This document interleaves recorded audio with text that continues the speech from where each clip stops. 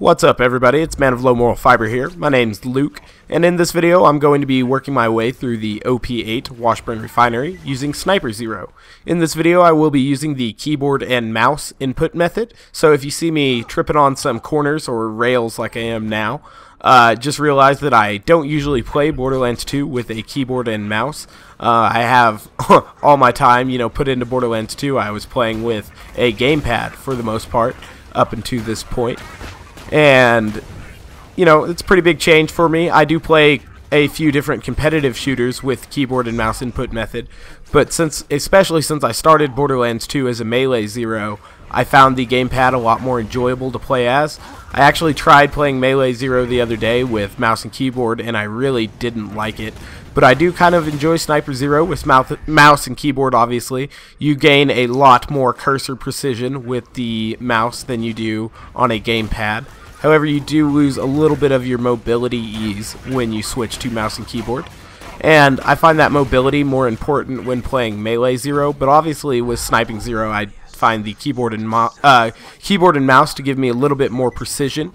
However, the movement does come in handy for Sniper Zero in Borderlands 2 as well. And since Borderlands 2 isn't really a competitive game, you can obviously get away either way.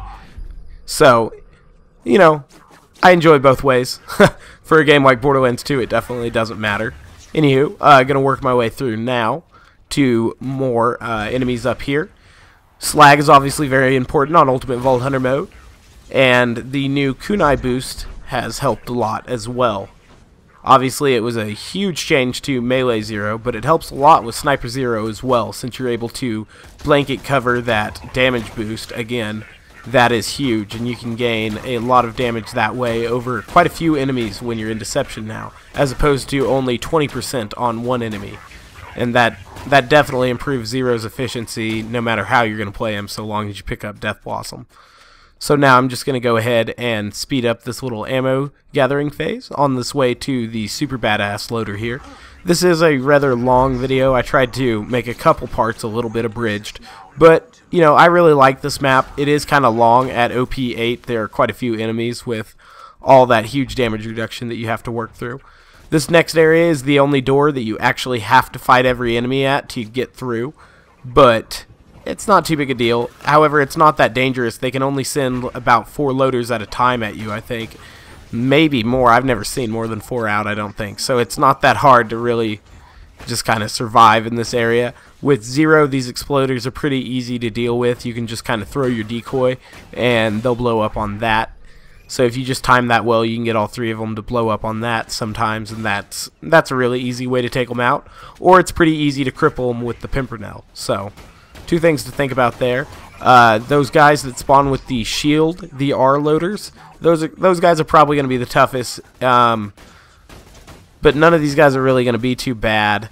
Sometimes they spawn with guns that can apply a lot of damage over time, some Maliwan guns, but that's not too big a deal. I think that's only the gun loaders, actually. Those R loaders never seem to spawn with anything but assault rifles, so that makes them a lot less dangerous. The Torg ones are actually the most dangerous variant of those, I believe. Anywho, we've only got a few more guys there, and now we have the super badass loader. Obviously, my inflammable shield helps a lot from protecting me from their fire damage that gets caused by their guns. Did a pretty decent job pimping that guy there. It wasn't that bad. It's best when you can knock off one of his guns from your deception shot, but I messed that up, so oh well. Now this area is probably the hardest part of the map, I'd say. I take note to pop some of the barrels before I really get too into the thick of that area, because it can be kind of a problem over there. If you get caught between 2 barrels, you're probably going to die, especially at OP8. Luckily, the Pimpernel burst a ton of barrels, even if you're not necessarily aiming at them, because of the firework effect that it has. And that works out pretty well for me. Over here, I'm just kind of regathering sniper rifle and grenade ammo, because I might need it. This area is definitely what I consider to be the hardest part of the map. Well, actually, the pervy room can be pretty difficult as well, and the 2 badass loader at the boosted 4-player health. Basically, from this point on, Washburne Refinery is pretty tough. Those first few rooms aren't that bad, but the latter part of it is pretty tough. Not the very latter part. There's only like 2 loaders there. But, you know, you kind of get what I'm saying. Here's where the map starts to get fun. Anywho, loaders are just going to drop from the ceiling, come up from the gravel pits, everything over there. There's going to be a ton of them, so be careful here. Definitely take note of all the barrels that are around because there are entirely too many here. With the mouse, I find it pretty easy to knock loaders to the floor. Definitely a little bit better at picking out their sweet spots on the mouse than I am on the gamepad, I believe, for the Pimpernel. I don't know. I'm just not that great at either. I don't know. I'm trying to get better. But obviously when I get a chance to get kunai and slag on an enemy like this, it'll be pretty easy to take them out. Use slag rifle to take down his shield, and there we go. Didn't get any critical hits there, but the Pimpernel is obviously still strong enough to kill them even without critical hits. Critical hits, though, are obviously going to make it a lot faster, and that's what I'm trying to get better at hitting. Not too good at it. I need to do a better job. Once they get knocked to the floor, I usually just aim straight for their critical at that point, and that's usually enough to take them out because they're usually at around half health once you knock them to the floor anyway. Just a few more guys in this room. Don't really know where he's at. He's kind of confusing me. Now this video was still recorded on OBS. This is one of the videos I had recorded but not yet done the commentary for. So I'm sorry that this one won't be in 1080p. There's only going to be a couple more videos like this, and then the rest of them I'll try to record with shadow play and have in 1080p. However, this was a video that, you know, I thought was pretty cool at least. Cool enough to upload. I don't know. I think it's better than some of my other videos because I show something I haven't really shown. Like, I've never really done mouse sniping versus mobs before, so I'm trying to get better at that.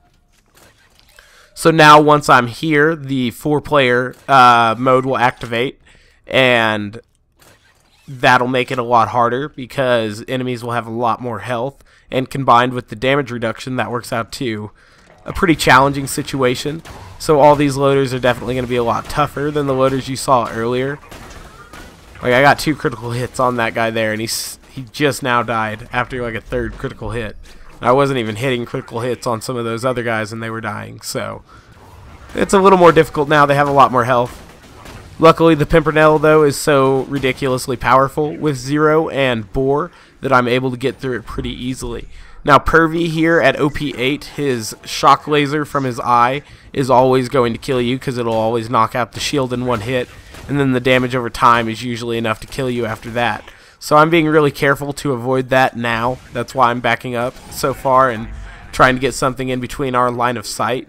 Because even with my glass tank method, I know that will kill me. It's a very, very strong attack that he has. He's also really kind of hard to get critical hits on with the Pimpernel with 5 points in velocity because he is so low to the ground. So that's why I'm going to use my kunai boost and get as many good shots on him as I can because I'm out of slag grenades. I'll just try to take him out this way. Obviously it would have helped to slag him there, but I was being kind of lazy. Now we just have this guy here. I'll get kunai on him. That'll definitely help take him out. But you can see just how ridiculous the OP8 4-player health scaling is. It took me forever to kill those guys. And now up here a little bit ways ahead, there's going to be 2 badass loaders that spawn at the same time, and then a boss loader called Hurley.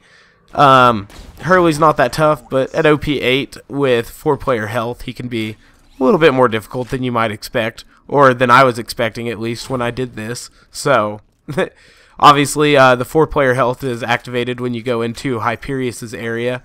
You can tell it's in 4-player mode because I pick up some ammo that I actually don't need there, so I guess that's that. Go ahead and pop these barrels before I go down. Oh my gosh, I'm going to sneeze. Hold on. I think we're past it. Alright, so I'm going to go ahead and jump down now that I know the barrels are secure, and this will go ahead and spawn these other 2 loaders when I get to the ground here. They'll spawn from like a few different locations. There will always be 2 of them, and I got pretty lucky with spawn here where they both spawned on this side of the cover So now I'm just going to try to isolate one of them for a little bit, get slag on it, and start to get my critical hits with the Pimpernel if I can. Disable any of his guns. That'll be a really good thing for me. But if I can't, I'll just try to get as much damage as I can. You heard me get a text message there. I used to get some comments on that when that was more prevalent. Excellent, excellent. My friend's building a computer. He says he might have a little bit more to pony up for some future proofing. That's awesome. Art, if you happen to watch this video, thanks for texting me during it, bro. I appreciate that. Alright, he did it again, damn it. Alright. So now we have one more loader here, and then it will be Hurley, trying to get some grenades out of that little group there so that I would have a ready slag on this guy. And I'll get kunai on him as well, and that should give me a large enough damage boost to kill him. Keep in mind that I want to kill him where I won't be directly in Hurley's line of fire, or at least have some distance between myself and Hurley when Hurley will spawn. Obviously, without an inflammable shield there, I would have been lit on fire, and so that's why an inflammable shield is really, really helpful for me, because that would have killed me in this area. And all warloaders and super badass loaders have the ability to light you on fire like that. So you got to be a little bit careful about that. So I'm thinking right now of where I am in relation to Hurley, but I'm definitely going to try to get over to the left so that I can hide from some of his gunfire, because he has the rapid fire gun as well. Try to get between try to get the bulldozer between, or that's not a bulldozer, what is that? Just the loader truck between me and Hurley so that I will be able to snipe him now. Like I said, he's not that tough. I was able to work through his shield pretty quickly, and now I need to go ahead and take out his health with a corrosive Pimpernel. Got kunai on him there.